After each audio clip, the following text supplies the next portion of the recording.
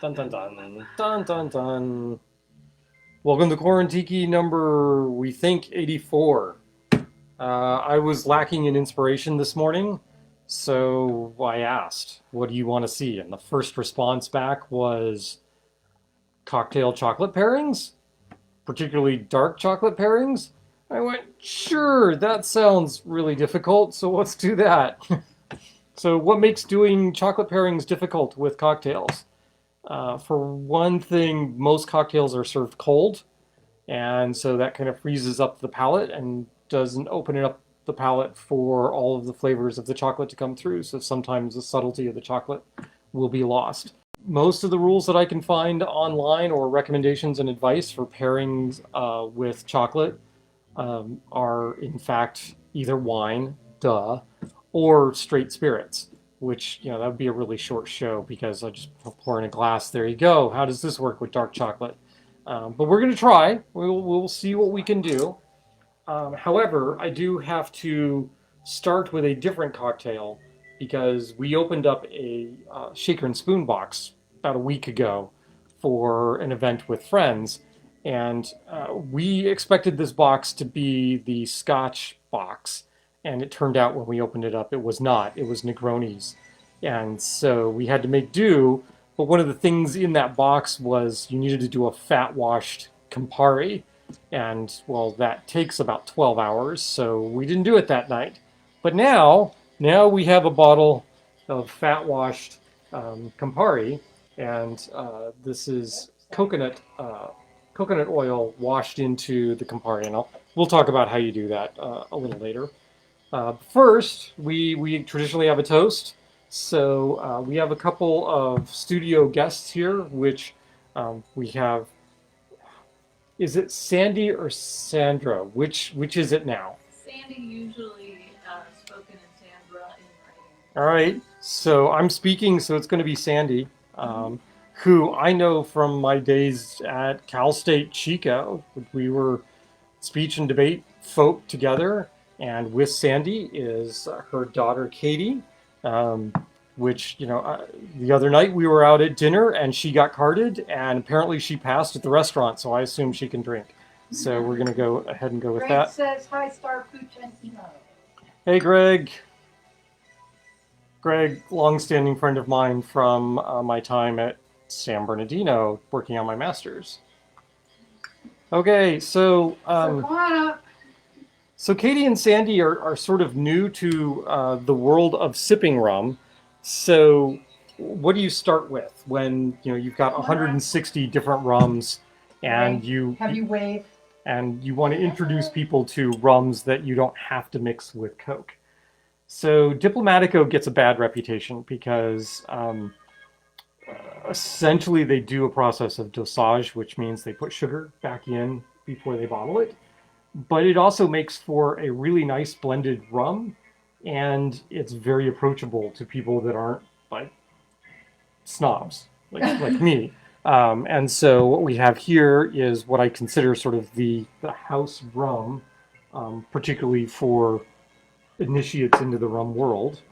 And there you go. Thank you. It's either 40 or 43% alcohol, so it's at the lower end of the.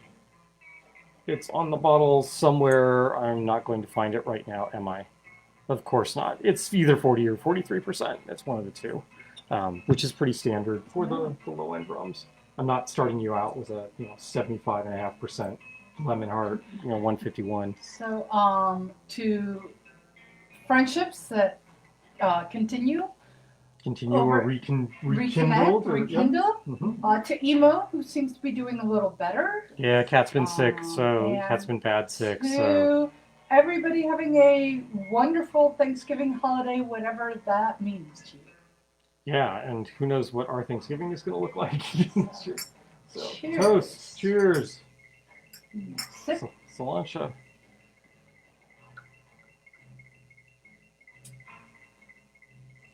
It's actually not bad. I can actually swallow it and not make a face. Right. So. All right. Yep. All right. Nice. High praise indeed. I can swallow it without making a face. Yep. So what else is new before we get into cocktails? You want to give an Emo update?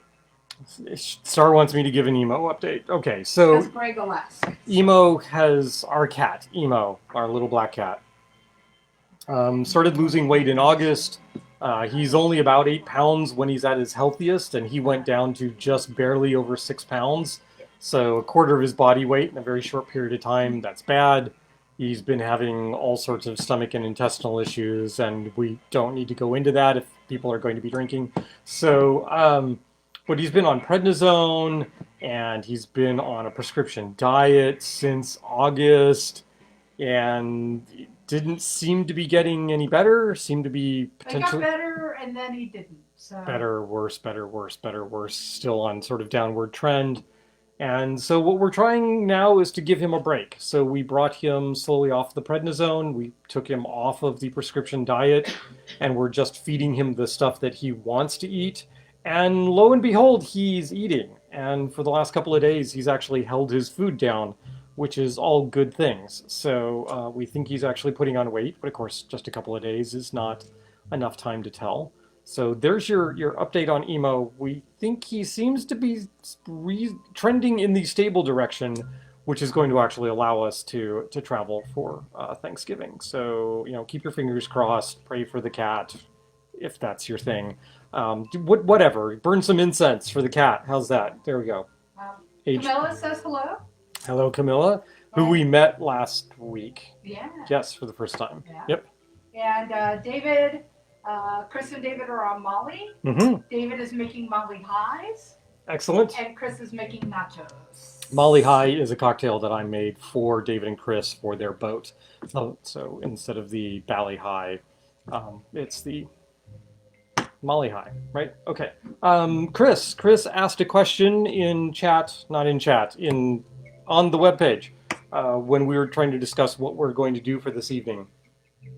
Last week we had gone to the Mount Defiance Distillery, and one of the things that they do there is they serve absinthe, and they serve absinthe in sort of the classic style with the water dripped over the sugar cube into a glass of absinthe, and do that whole loche of the absinthe. And Chris says, wait, how do I do that without having all the fancy equipment? Because of course they have, the absinthe fountain, which has little turn spigots so you can control how much water is flowing over the sugar cube. And they sell absinthe spoons that you put over your glass and put the cube on, that sort of thing. Do you need all of that in order to do a classic absinthe and water cocktail? Absolutely not. What you need is some sort of small pitcher with ice and water in it. You need a glass. You need a strainer of some sort. Actually, probably, if you don't have an absinthe spoon, a julep strainer will work just fine. You can just set that on there like that. Absinthe will go in the bottom of the glass. Strainer here, sugar cube on top of it. Your ice water is here. And you can either lightly pour over the ice cube over the sugar cube until it is dissolved as much as you want. Or if you really want to be uptight about it, you can reach over and grab, a dropper and do it drop by drop until you get exactly the flavor profile, exactly the level of dilution that you want. And that is essentially the equivalent of using an absinthe fountain, and that'll get you there. Water and absinthe with a little bit of sugar. It's kind of an absinthe old-fashioned. It's really nice, really cool. We're not doing that tonight. We're going to do other things. The thing we're going to start with this evening is the cocktail from the last Shaker and Spoon box. So as I alluded to, the Shaker and Spoon box turned out to be a gin box that did variations on the Negroni. And we did 2 of those. The Negroni is essentially vermouth, Campari, gin, equal parts, right? And so there are all sorts of different variations on the Negroni. This variation requires the Campari to be fat washed. So what do we mean by fat washed here? Well, you pour out a certain amount of whatever liqueur you want to be fat washed. You mix that with whatever fat you want to use, whether that is coconut oil or butter or bacon fat or whatever you would like to do. You pour that in, you mix it up with the liqueur, and you let it sit. And what will happen is the flavors from the oil will infuse into the liquor, and they will develop a sort of thicker mouthfeel to the liquor. Then you take that mixture and you stick it in the refrigerator for 8 hours. And what will happen is, because of the different densities, the oil will all rise to the surface and will form a hard puck on the top. And you can just pop that puck off, strain out the rest, and what you have, like this is Campari, but it has been fat washed with coconut oil. Right? So if I were to stick my finger in here and taste this, I would taste the usual flavor of Campari, which I have here somewhere, Campari, right? Which is a very bitter aperitif, kind of akin to chewing on grapefruit rinds is kind of how I describe the flavor of Campari. But this would have a heavier mouthfeel. It wouldn't be as thin, and would have this coconut flavor to it that you would totally not expect from a Campari. Okay, so that was the primary ingredient that threw us off, because that takes 12 hours to do. 4 hours of infusing, 8 hours in the fridge in order to develop the puck, so we couldn't do it that night. So we're going to get rid of it, and we're going to do it now, okay?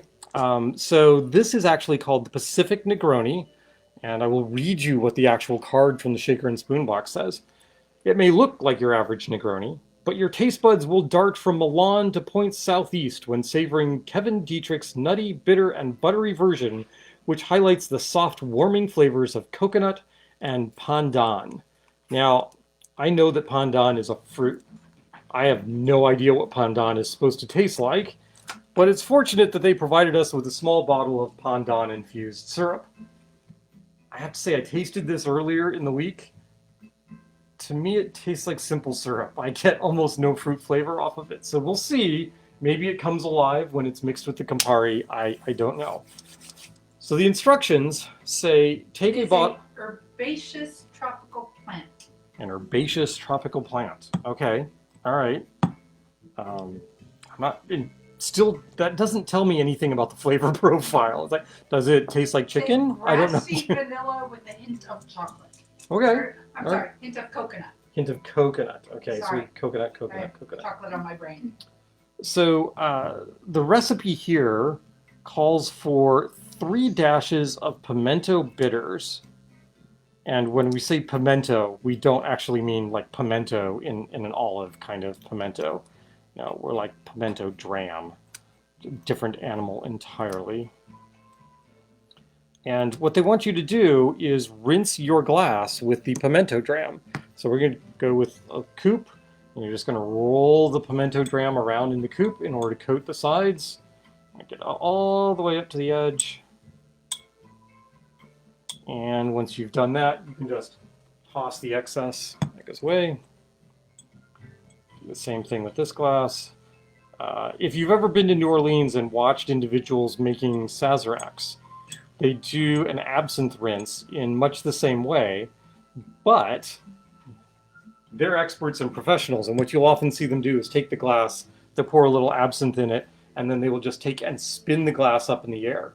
The glass spins up, all the absinthe rises all the way to the top of the glass, comes down, they just toss the rest of the absinthe. Done, rinse. I like my glassware. I'm not going to do that, so we're not doing that. All right, so you do that, and then what are we doing? Add the rest of ingredients to a dry mixing glass. Okay, dry mixing glass. Here's a mixing glass. Fill the glass with ice and use a bar spoon to stir until the mixing glass feels ice cold. 20 to 40 seconds. See, all the instructions are right there on the shaker and spoon cards. So what are the ingredients?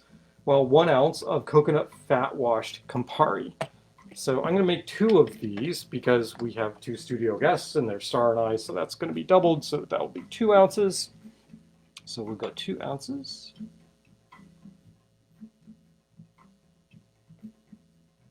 Which should be roughly half of the fat washed Campari, because the shaker and spoon boxes always give you enough ingredients to do 4 of those cocktails. Next up is 1.5 ounces of gin, so we're going to double that, so 3 ounces of gin. And here we're going to go with aviation gin, because why not? Ryan Reynolds, right? So 2 ounces gin. And I know, I said 3 ounces of gin. So there's 2, and then 3.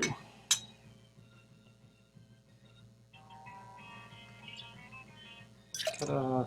Wow, that was incredibly awkward.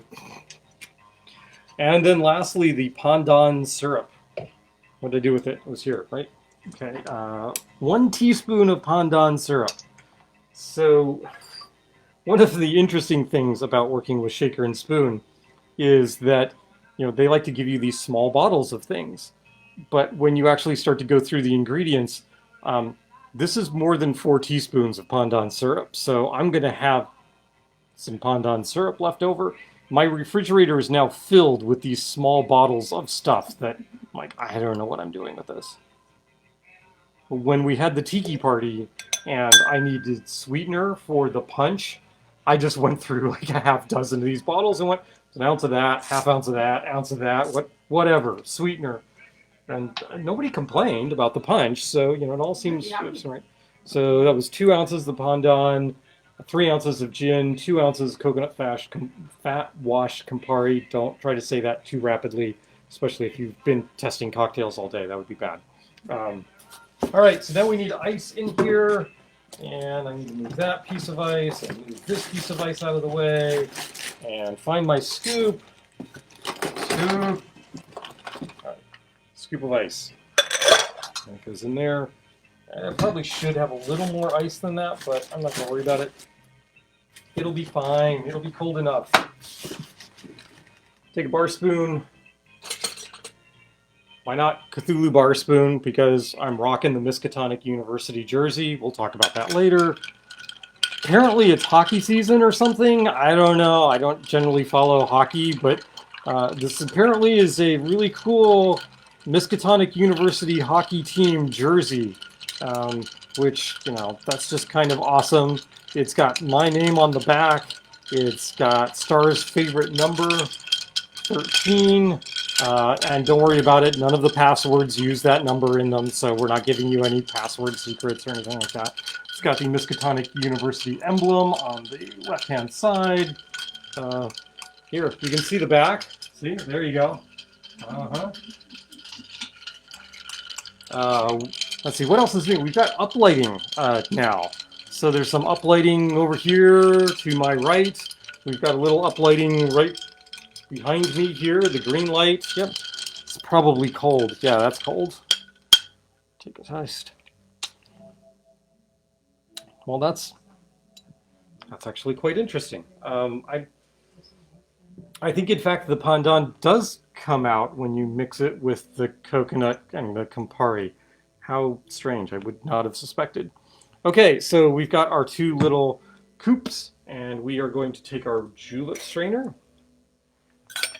Can you use a Hawthorne strainer with a mixing pint? Sure, absolutely you can, but traditionally you use a julep strainer, so that's what we're going to do. Pretty bright red color.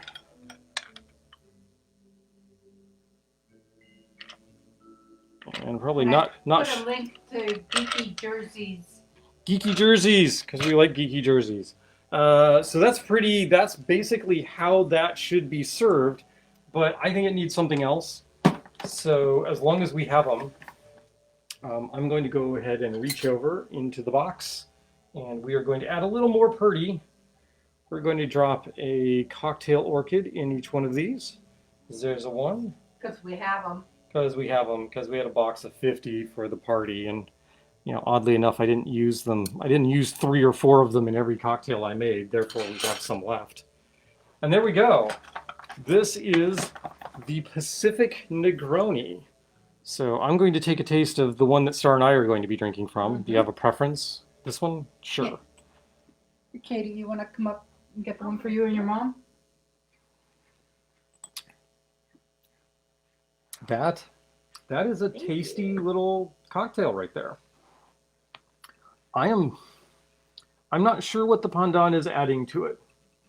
There's a strange flavor there that I assume is the pandan, but that is kind of Campari forward. But not nearly as much as if it wasn't fat washed. True. If it was not fat washed, she wouldn't be able to drink it because she does not like Campari. Like, not at all. Doesn't like Campari.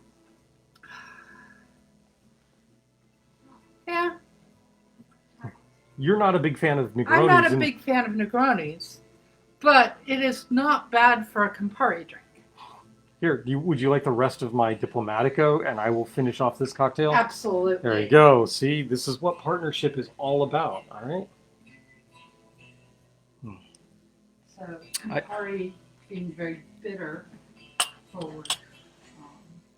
I do need my mixing pint to be washed at some point, so I will leave that up there to have that happen. Okay, so let's see. We talked about Shaker and Spoon. We talked about Katie and Sandy. We talked about the Jersey. We made a cocktail. We've had a toast. Does that mean that it's time to make a second cocktail? It is. Just like move. Okay. Yeah. All right. Well, that's cool. Right, because we haven't actually started the whole chocolate thing yet. Oh my gosh, because that. Well, okay. Well, let's try it. So we have some dark chocolate chips. Sorry, it's the only dark chocolate I had in the house.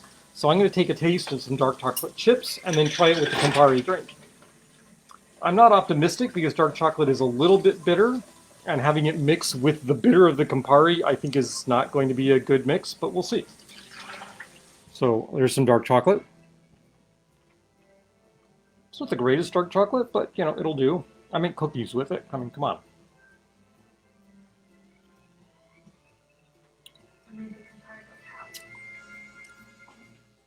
I gotta say, I don't think that's a match made in heaven.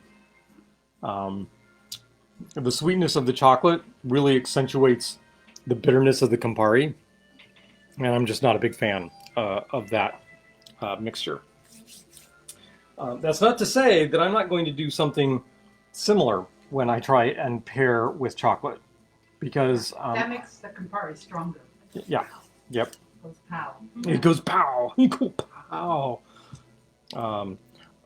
So what am I going to try and do here? So what I want to do is take sort of a classic cocktail and then link it to the chocolate in some way. And the way I'm going to link it is I'm not going to be terribly creative. I'm going to add chocolate bitters to a classic cocktail. Ta-da! How simple is that? One of the cocktails that gets a lot of traction for adding chocolate bitters to it is a classic bourbon cocktail called the Boulevardier. So what we're going to do is a variation on the Boulevardier because, well, I have bourbon, I have more rum, so I'm going to actually make the Boulevardier with rum. And I'm going to play around with some of the ingredients. So usually the Boulevardier has sweet vermouth. We're going to keep the sweet vermouth. It usually has Campari. Well, we've tried Campari already, so we're not going to do that. And besides, my wife doesn't like Campari, so we're going to switch over and use a slightly less aggressive digestif, which is Aperol. Aperol has a little more orangey flavor to it than the Campari does. And then in place of the bourbon, we are going to go with probably the most bourbon-like of rums, which is Foursquare Distillery bourbon, or Foursquare Distillery rums from Barbados. They're very approachable to anybody that's really into bourbons, and so we're going to go ahead and use that. We're going to use a real McCoy rum, which is produced by the Foursquare Distillery, a couple of dashes of chocolate bitters, and we'll see how that all plays out. We're going to do essentially the same thing in terms of stirring. We don't have to go through any of the fancy little putting bitters in a glass and spinning them and that sort of thing. We're not going to do that. What are we going to do? As long as we're celebrating Miskatonic University this evening, we might as well use the martini glasses Oh. that have tentacles on the bottom of them. Yeah, because that's just frighteningly cool. Right? So they see, don't they match? Right? They go with the, you can't see that. How about that? Can you see that now? Nope, totally can't see the tentacles hanging down. There you go, that's better. Right? Better? Maybe. Okay. Deal. The glasses have tentacles on them, trust me. I know what I'm doing, right? Or not, I don't know. Okay, so what are we going to do? I'm going to make a double in here, and we're going to split it amongst these two glasses. So we're going to start with 3/4 of an ounce of vermouth, except that we're doubling that, so that's 1.5 ounces of vermouth. And where is my vermouth? Here it is. We opened a bottle of Mount Defiance sweet vermouth last week. It promptly went into the refrigerator. There's not a whole lot of oxygen here, so I wasn't all that worried about that.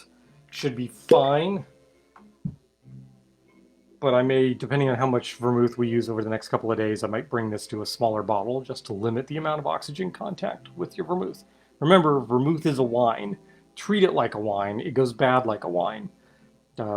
If you see a bar that leaves their vermouth out for long periods of time, especially if they leave it uncovered, don't order drinks with vermouth in them from that bar. It will not be good. Skunked vermouth is truly awful.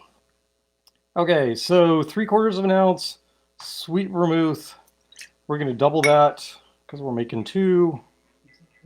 So there's 3/4 of an ounce. Right. What's next? 3/4 of an ounce of Aperol.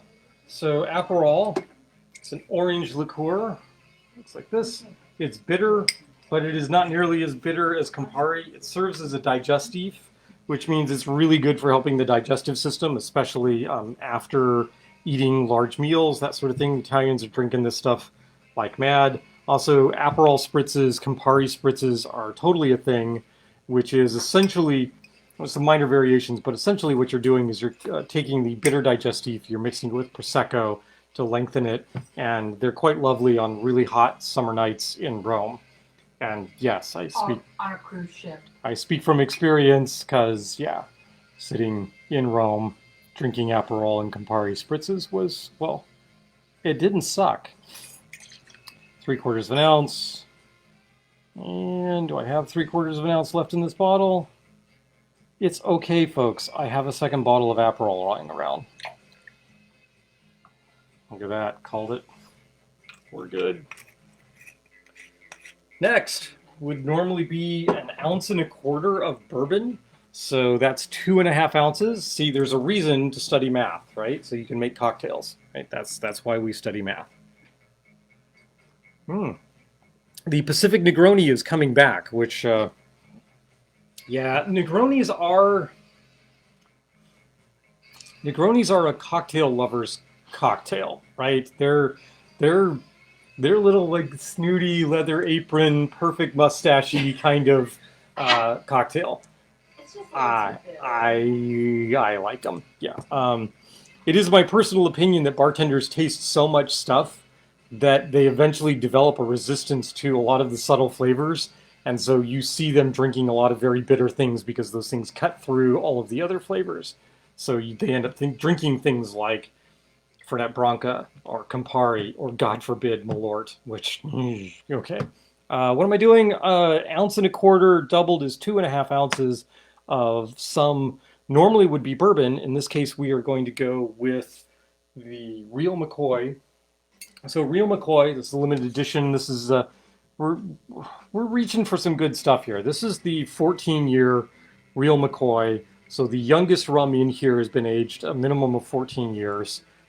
This is some really tasty stuff, and it is coming out of the Foursquare Distillery. Richard Seal, we love you, man. You do good work. 2.25, 2.5. Yeah, it's a little fat. That's all right. It's good rum. It'll be fine.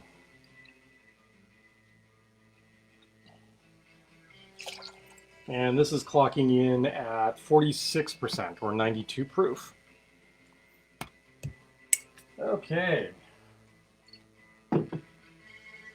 Now, traditionally, you would make a Boulevardier in a glass. So you would have glasses, you would drop a rock in them, and you would mix them in there.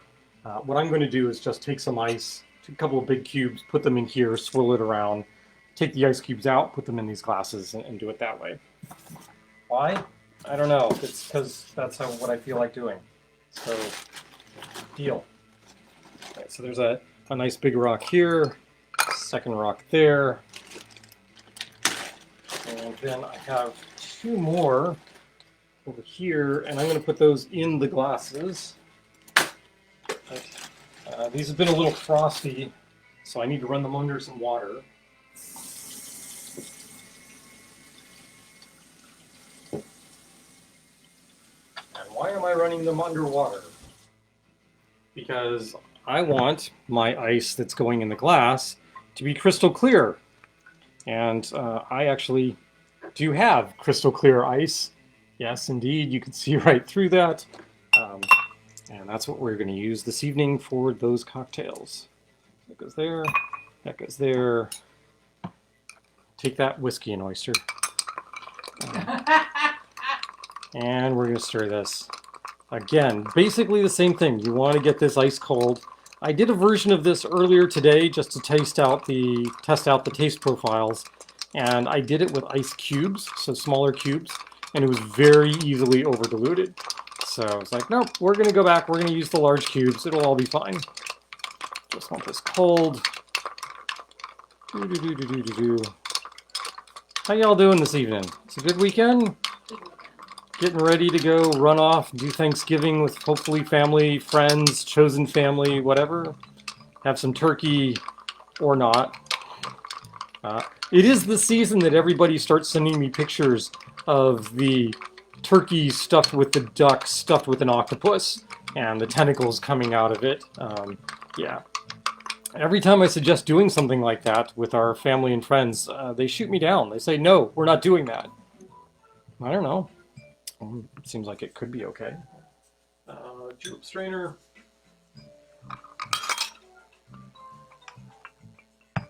You're like, well, why are you doing... Oh, jeez. What did I do? What did I forget? To put the ice in the cup.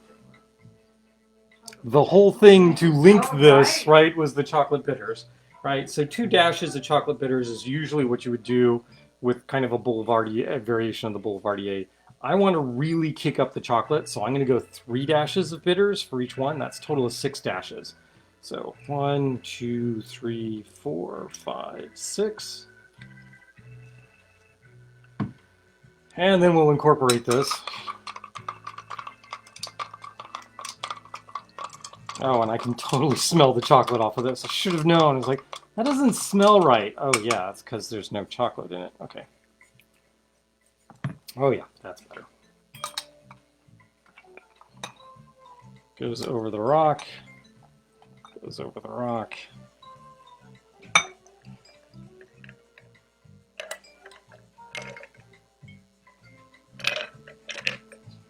And what is the traditional garnish for this? The traditional garnish would be orange peel.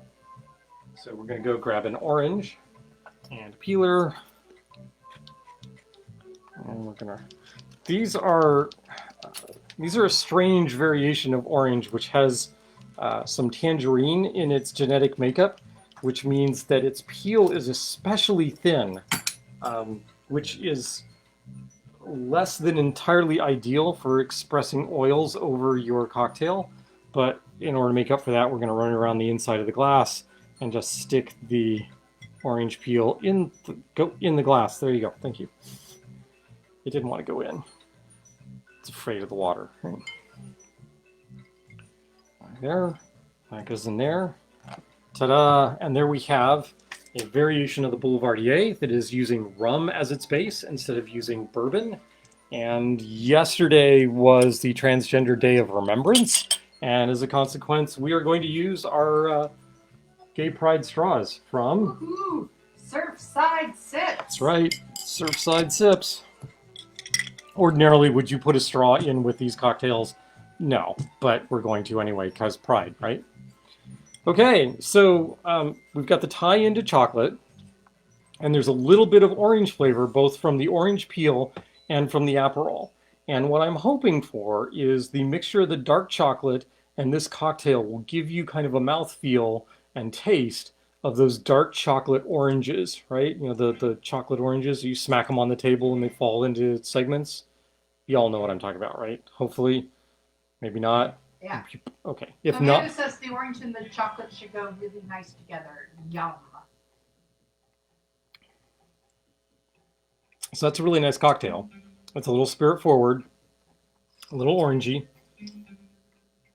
There's the chocolate, comes in at the end. That's typical of bitters. So when you add bitters to a cocktail, it just seems to be true that the bitters end up adding to the final component, the finish of the cocktail, less than they do sort of the main body of the cocktail. So I'm going to add some chocolate. Nom nom nom. Nom. Chocolate, dark chocolate. While it's still here, I'm going to take a sip. Thing just came in and stole a drink. There you go. So I gotta say, the initial flavor is like, I'm not sure that works. I'm not sure that works. And then the finish comes through, and it's like, oh yeah, that's a chocolate orange. Okay. But it has to be with the chocolate. You got it? You all good? Yep. I'm gonna take a sip. Yeah, I do. And there's chocolate right there. Okay. And wow, I have way too many of these to drink. Mmm. Mmm. You want to kick up with a little more chocolate? We can add another dash of bitters to I'm it. going to take a... Okay.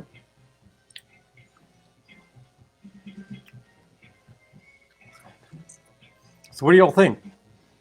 Link with the chocolate? Is it okay? Yeah, it's spirit forward. Yeah, so both Sandy and That Kayte does work with the... are we're also... going to use those. I totally was going to use these, but a large You rock can won't, use those for the next one. right, but a large rock won't fit in those, Oh, right? okay. So that won't work.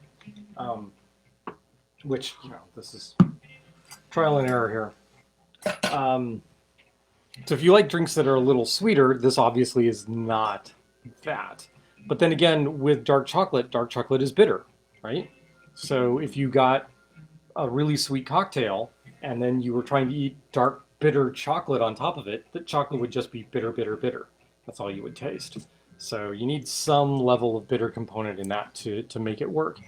But Amanda says she can't wait to try this. It's a nice combo. Excellent. Yay. I like the Aperol a lot in it. Mm-hmm. Yeah, my wife will tell you that there is not pretty much a single Campari drink that can't be made better by swapping out Aperol for the Amanda Campari. says, no, don't do the Negroni anymore with the chocolate. Save your palate, bitch. But I like the Negroni. It's like, I like the Negroni. Okay, so what else are we going to do this evening? Moving right along, because we got another cocktail to do. Oh, that's right. I was going to kill the last one because I did the... Yeah, because that one didn't work. Well, we're going to do it anyway. That's all right. All right, so what are we doing with this cocktail? So in this crazy world of, like, you read something and it connects to something in your brain that connects to something else that you read in your brain, blah, blah, you know, all that sort of thing. So challenge was to pair cocktail with dark chocolate.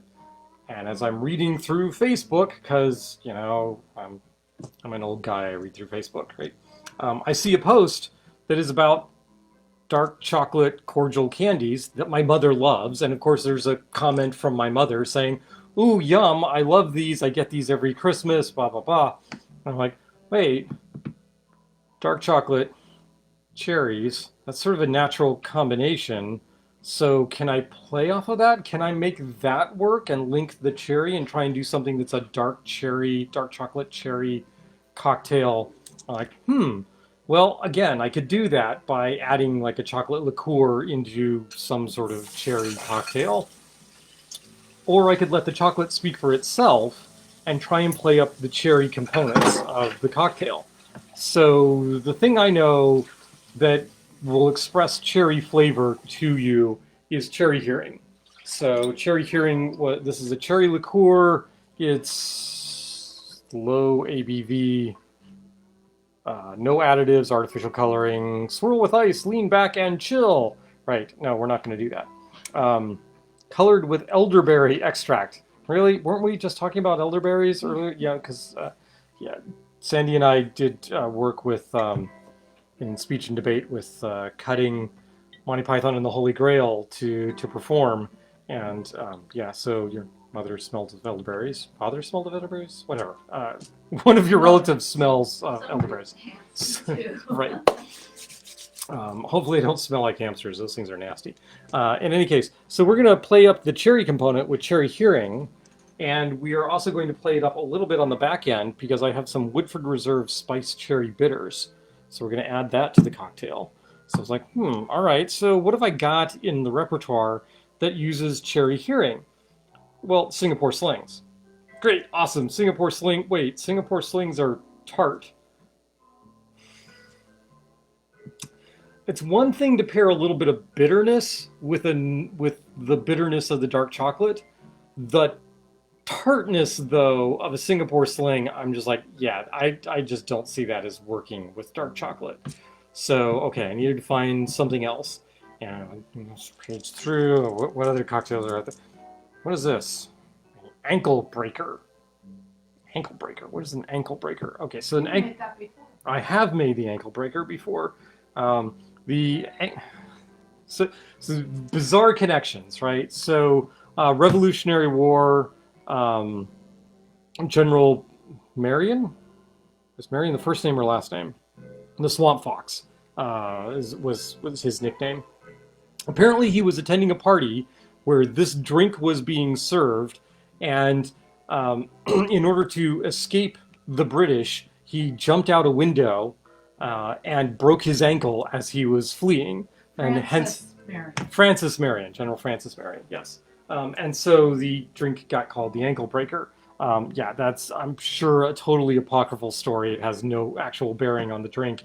But we do find the exact same ingredients in the exact same proportions coming from a tiki restaurant in the 1960s. And they called it, I think it was like their rum barrel cocktail, something along those lines. I don't remember the exact terminology that was used for it. But it involved these exact same ingredients. And so we're going to go ahead and make the classic tiki cocktail that is known as the ankle breaker with a couple of minor changes. Okay, so what's involved in that? This is going to be a shaken cocktail. So we'll start here.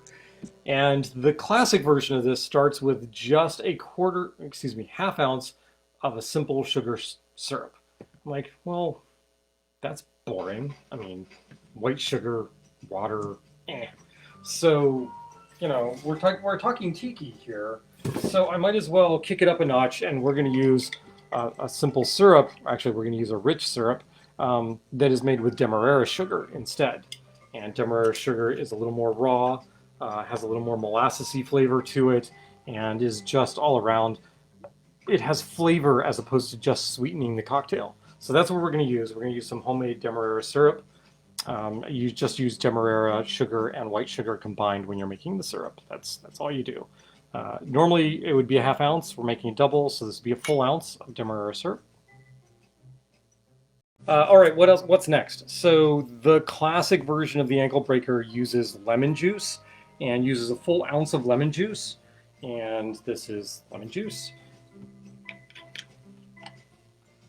And we're going to go ahead and do that. There's a full ounce of fresh squeezed lemon juice. Like, wait, Pooch, you're making a double. Shouldn't that be 2 ounces of lemon juice? Well, it should, except that I made this cocktail earlier, and I went, I think this needs lime juice. So, as a consequence, we're going to split the base, the citrus base, and we're going to go a full ounce of the lime juice as well. So, if you're making a single cocktail, it would be a half ounce of lime, half ounce of lemon juice. Once again, syrup goes in the jigger first, followed by your citrus to clear out the jigger, right? Because your syrups will stick to the rim of the jigger and coat the jigger. So this gives you a chance of clearing that out. Now we have an full ounce of cherry hearing, which means we're going to do 2 ounces of cherry hearing because we're making a double. Dark, thick cherry liqueur. There you go. Gorgeous color. Now there are other cherry liqueurs out there, and there's cherry brandy, and there's cherry kirsch, and that sort of thing. I would go with the cherry hearing. It is the sort of the truest tart cherry flavor, not tart, sweet cherry flavor that you can find in your liqueurs. Often you will see people when they are reaching for a cherry liqueur will reach for maraschino or maraschino. Maraschino is actually not made from the cherry fruit. It is made from the cherry pits. Has a completely different flavor. It's much more nutty in its flavor and sweeter than the cherry hearing. So don't do that. That would be a completely different drink. Next up, the ankle breaker doesn't waste any time playing around with multiple rums. It just uses a single rum, and it uses a fairly small amount of that rum. But to make up for that, it uses a really high octane rum. And so this cocktail is made with a 151, and that 151 should be a Cuban or Spanish style. So what do we mean by a Cuban or Spanish style? So this is going to be column stilled. It should be a very clean tasting rum, and basically the only Cuban or Puerto Rican 151 that I stock on hand that I'm willing to put in a cocktail is in fact Lost Spirits Cuban-inspired rum at 151. And no, it has nothing to do with the fact that we're stockholders in Lost Spirits. Not a thing. Nope, doesn't have 2 ounces. It's 1 ounce per cocktail, so 2 ounces, 151. And if you're thinking, oh my God, 151, that gasoline that I used to drink from Bacardi, that people would try and serve me in order to get me like just completely smashed. This is not this. This has actual flavor to it. Yeah, it's hot, it's high octane, but this is a really flavorful rum, quite tasty. It is not like high octane vodka, which is what the Bacardi 151 sort of tastes like. We're going to dump a bunch of crushed ice in here and then we're going to shake it up. There you go. That's what we're going to do.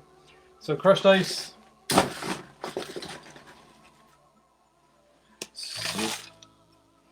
And a little more because we're making a double. There we go. Yeah. Put it up. So I was watching Greg on How to Drink earlier in the day, and it was very comforting because Greg, 2 things. One, he noted that he was knocking the shakers together before he was shaking, and he corrected himself and said there's no reason to do that. There's absolutely no reason at all to do that. The thing that holds your shaker together is the vacuum that is created because it's cold in here, which causes a compression of the gas, the oxygen that's inside here, and it literally pulls the 2 pieces of the shaker together. There's no reason to try and slam the shaker together. And what you're going to do there is you're going to break your shaker eventually or distort it or something along those lines. And he was trying to train himself not to do that. So you note, I didn't do that. I just put it together, flipped it up. The second thing is that we finally got around to watching an episode of Greg's show where it was early on in the quarantine and he couldn't have his staff there, his crew working the cameras and that sort of thing. So he was just doing it live.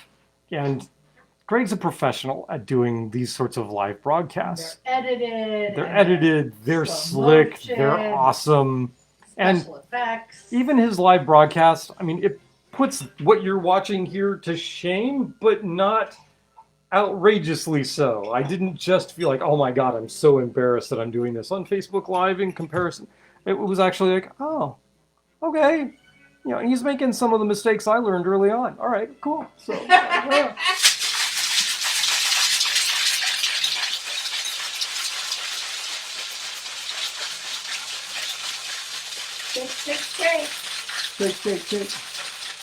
Shake. Shake your boot. And normally you would pour this into an old-fashioned glass, or a double old-fashioned glass, like a Mai Tai glass, except that I just used those for the previous cocktails. So the glasses I was going to use for the previous cocktails that require ice in them, I'm going to do for this drink instead. So we're going to do that. Now, there is a problem with these guys, which is the fact that unless you are putting them on a flat surface, they don't like to stand up. So we'll do this. Right, just like that. And I'm going to reach in and just add, what do I want to add here? Yeah, I'm just going to add a lime wheel right there. And yeah, if I was a professional, I'd be using tweezers for this, but I'm not a professional, so there. Keener. Katie, there you go. Right. And there you go. So this is the variation on the ankle breaker.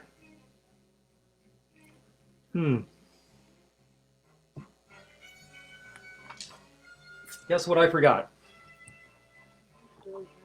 The bitters. Again. 0 for 2. All right, so what I'm going to do is I'm just going to take and I'm going to add some drops of the bitters across the top of the lime. You want bitters in here? Sure. And we'll do the same over here. And there's actually still some left in the shaker. So I'm going to add another dash into the shaker. Soup, just like that.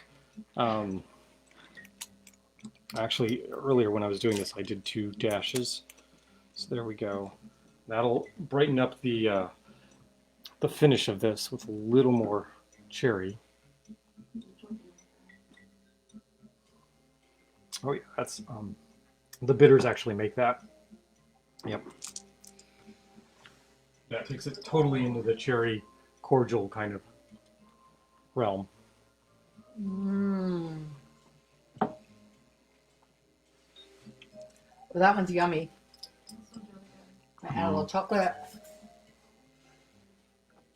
Oh. Oh. Yeah, that is totally those chocolate It is. It is. cherry cordials. Yep. Rock on. Yay. There you go. There's a pairing fit for you. Oh. That works. There's success. Yay. All right, I'm going to crush this. We were discussing this earlier, that we really love the incense that we have from Flint Candle Company. Flint Candle Company, right? Those people, they do a great job. There is certain incense that works better for cocktail environments and others that do not. We were cooking with the aged patchouli this evening, which the aged patchouli has a really nice scent for certain applications. Like if I were hanging out in, I don't know, a bubble bath, that would be an awesome scent. It's a little off-putting for some of the cocktails, so maybe we're not going to do that next time. All right, so there, we've done the variation of the Boulevardier, which we're going for sort of an orangey chocolate mix, and we used the chocolate bitters to bring that together. The second drink was the ankle breaker, which we livened up the cherry component of that and put in the lime there, and I think the lime really brightens the cherry element of that, really makes it pop to get that cherry cordial kind of flavor. That works really well. And then I tried earlier a variation of the classic Mai Tai. I figured, okay, so what I want to do with the Mai Tai is Mai Tai is classically made with orgeat, which is sort of an almond syrup, an almond milk syrup. I was like, okay, almonds, chocolate, that kind of works. I mean, there's a whole thing about dark chocolate and nuts that works really well together. But my brain went, oh, I got to kick that up a notch. I've got another orgeat in the back, and that's my baklava orgeat. So that's an orgeat that I made with walnuts instead of almonds, and it uses honey in order to sweeten it instead of using sugar. I was like, ooh, sort of the chocolate baklava mix. That would be really yummy, right? Yep. That would be totally yummy. It wasn't. So we're punting on that one and going in a completely different direction. Not a completely different direction. What we're going to do is we're going to make a classic Mai Tai. And we're going to see how that pairs with the chocolate. So we're going to use orgeat, standard orgeat. Here's the difference. And a little bit of history lesson on the Mai Tai. So when the Mai Tai was originally made, the rum that was used in that, the Wray and Nephew 17, it's a 17-year-old blended rum with a heavy Jamaican funky content to it. And the Mai Tai was so successful that they ran out of that rum. Literally, they drank all of it. There are a smattering of those bottles that exist on the planet today, and most of them go, well, not most of them, all of them go for tens of thousands of dollars. There have been various attempts to recreate that rum using chemical analysis of the few remaining bottles of the Wray and Nephew 17 to varying degrees of success. And there have been things like custom blends of rums to try and get that same flavor profile from people that really know their rum. There is more here in this shaker, by the way. I see people looking at it, is there more? Please, sir, could I have some more? Yeah, yes, you may. So there's that. Apparently, the cherry hearing ankle breaker is a big hit, so who knew? But as things progressed on and people were trying to get this same flavor profile, what they hit upon was a mix of funky Jamaican rums and aged Martinique rums. Okay, well, when we say Martinique rum, we're talking of French territory, and the French are known for rum agricoles. What's a rum agricole and how does it differ from any other rum? 95% of the rums on the planet are made from molasses, and the other 5% are made with things like sugarcane syrup, which is the pressings of the sugarcane juice, and that is reduced down into a syrup content, so they boil off some of the water essentially. And then an even smaller percentage is made with pure sugarcane juice. So they take the sugarcane, within an hour or two of cutting the sugarcane, they're sending it through the pressers, they get the sugarcane juice, and that's what goes into the fermentation tanks. That is rum agricole. That is agricole referring to the agricultural component of it. There are various other ways in which it has to qualify in order to be a rum agricole. But the French, particularly known French territories in the Caribbean for making rum agricole. Okay, so everybody interpreted that to mean, great, so you mean a Jamaican rum combined with a rum agricole. Turns out, when they were running out of the Wray and Nephew 17 and substituting other things, the French territories weren't just producing rum agricole. They were still producing rum made from molasses, but they did it in particular ways.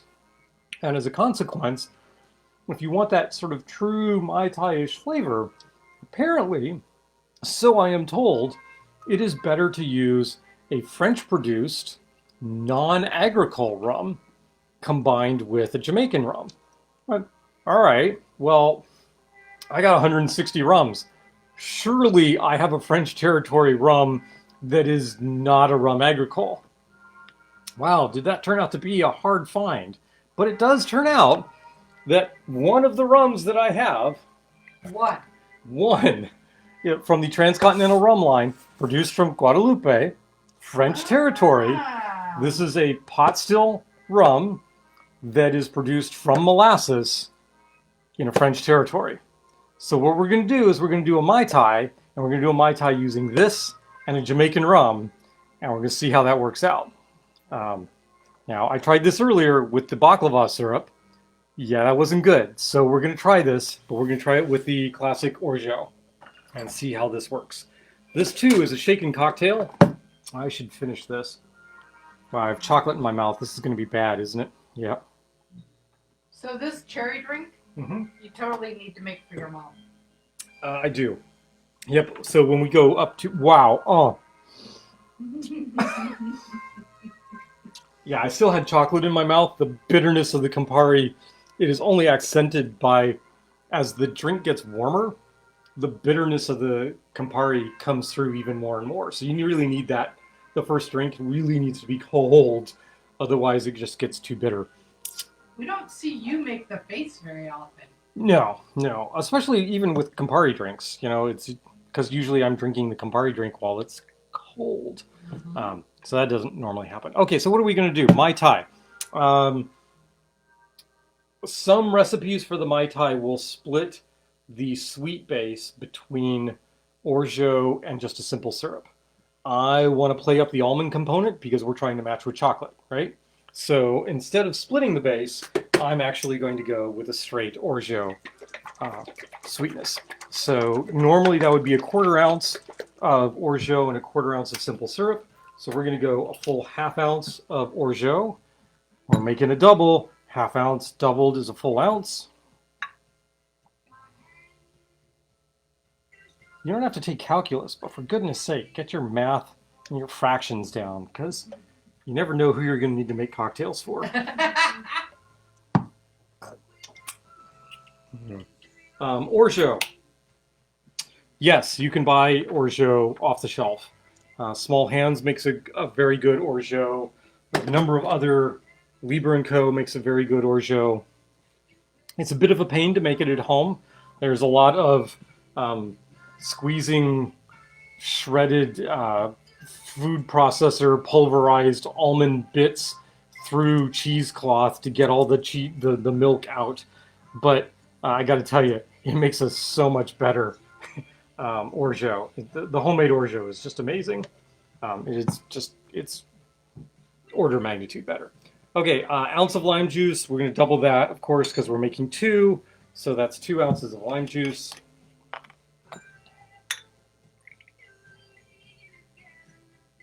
We have a little Adele playing, right? Right? That's Adele, isn't it? Yeah. Yeah. How did she get in this mix? Because there's a lot of Bond stuff in the mix, and of course she did the Skyfall soundtrack, and that's how we wind up with her here. Half ounce of orange curacao, so that becomes a full ounce of orange curacao. Sure, you can use triple sec, you can use Cointreau, but for my money, the orange component from this cocktail really ought to come from the Pierre Ferrand dry curacao. It makes the best Mai Tais. It just does. Half ounce doubled is a full ounce. And for those of you that have been watching for a while, you know that there is a bottle of dry curacao from Pierre Ferrand sitting right here on my bar, like always.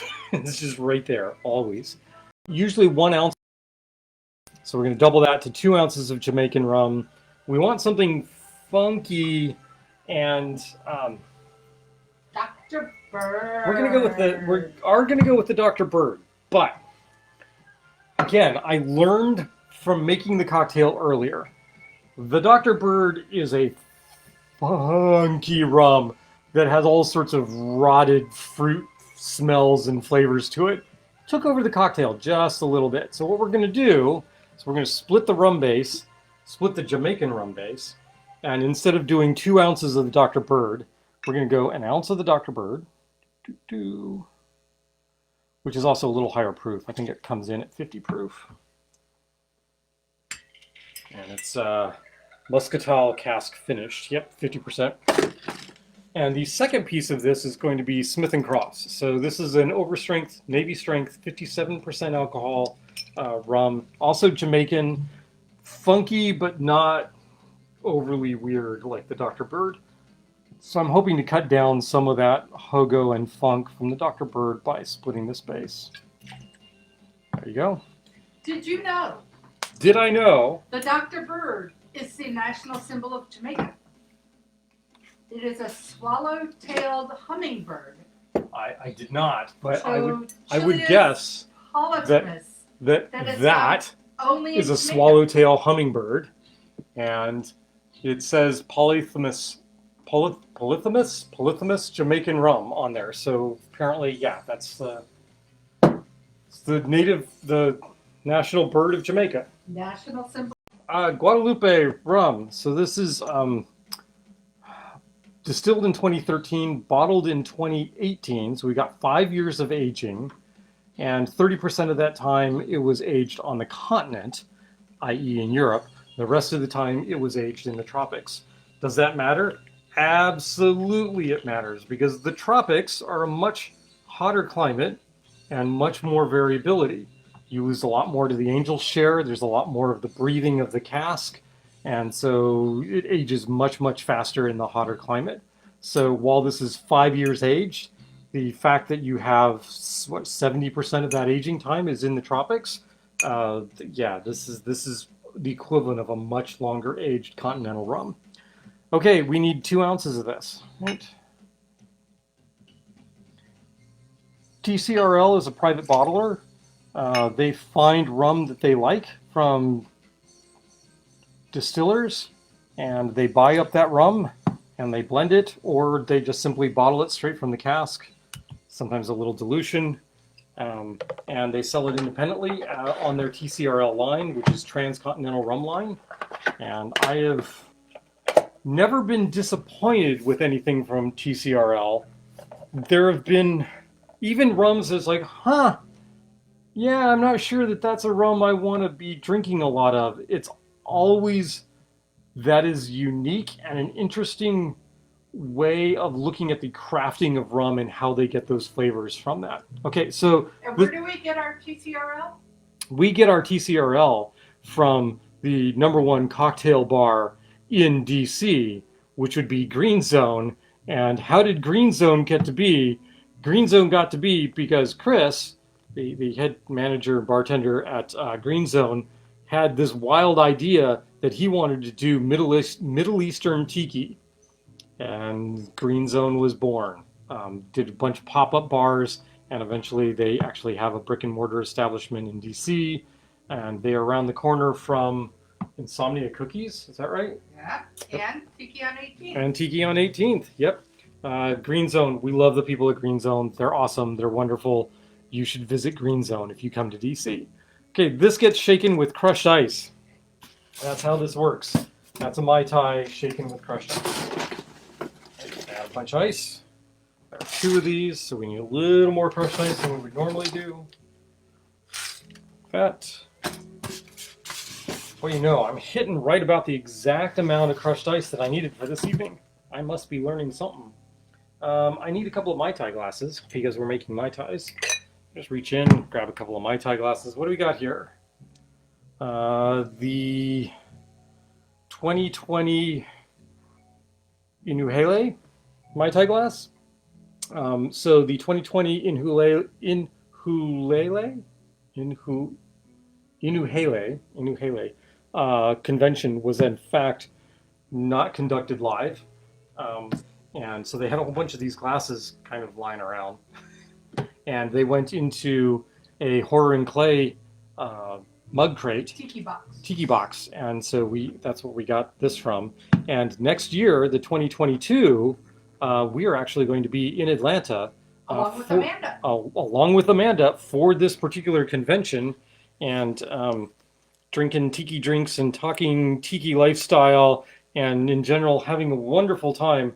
We hope. We've never been to a tiki convention before, so we'll see how this goes. The second one is a Mai Tai glass from Hula's, and we got this from Monterey, California on a business trip to Monterey where we stopped in a tiki bar because why not?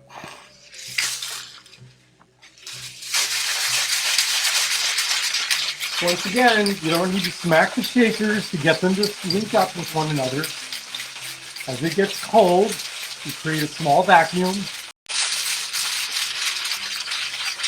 We were trying to decide whether we should drive down for the convention or fly down. Flying down would, of course, be faster and in many ways kind of easier until it was pointed out, but that limits what we can take back with us.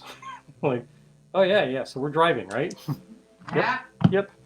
Okay, open pour. So an open pour means you're just pouring, you're not straining anything out. So just this here and here. Okay, one of these has a little more crushed ice than the other. And then with any good Mai Tai, you generally fill that up with more crushed ice, which is good that I have a little bit more left. Right. Do that.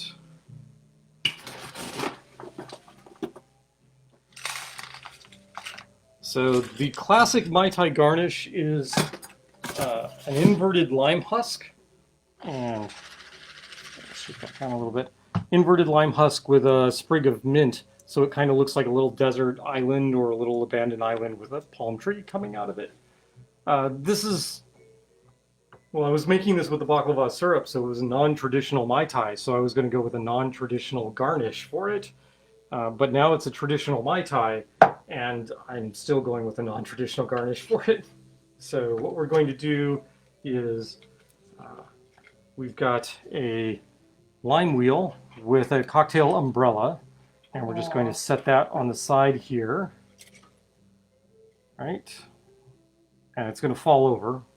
And then, so unfortunately this mint kind of wilted as we were waiting for the show to get going. So there's a lime wheel here, and that lime wheel is studded with mint. So we're going to just set that studded. I took the hole in the middle of the lime wheel and just shoved mint through it. That's all I did. Nothing particularly amazing or cool. But it kind of looks kind of nice, right? I mean, aside from being wilted as all heck, which, you know, kind of sad. It was sitting in ice water. It shouldn't have wilted nearly as much as it did, but it totally did, so good deal. Yes, I have a second of these lime wheels that I made up ahead of time. Right. Will that stay in? It will, but it's going to fall over. Can you still smack it if it's wilted? Yes. Why do we smack our mint? Okay, so mint leaves have oils in them, And what you're trying to do is break up the surface cells on the mint leaves in order to express more of that oil and get more of the aromatics. So absolutely, you can do that. If you've got them threaded through the lime, it's really hard to do. So I just You added. get lime juice in your eye. Ah, it burns. Okay, so there we go. We've got 2 Mai Tais here done in what we hope is a really classic style. We've got 2 glass straws, just plain old ordinary, fairly wide mouth glass straws, because we are dealing with crushed ice here, and you want to be able to get some of the ice through that. And there you go. Here's Katie. Thank you. There's a Mai Tai. And this is new to me, a little bit new to me, because I am used to making mine in the way that is generally expected, which is a Jamaican rum and a rum agricole. So using the Guadalupe non-rum agricole is going to be an interesting experience.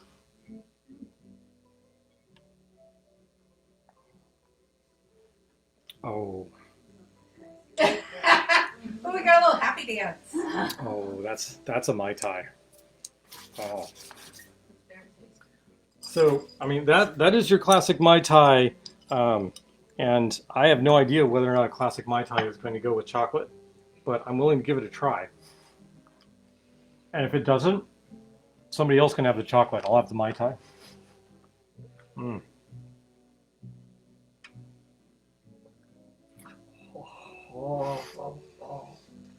Yeah,